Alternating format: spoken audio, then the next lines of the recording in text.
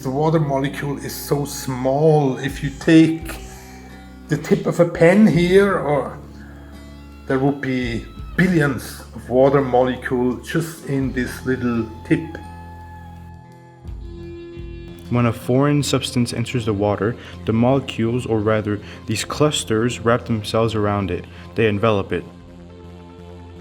We will be looking at the most common salt, which is the table salt, which consists of sodium and chlorine. They form, as you see here, a very rigid crystalline structure.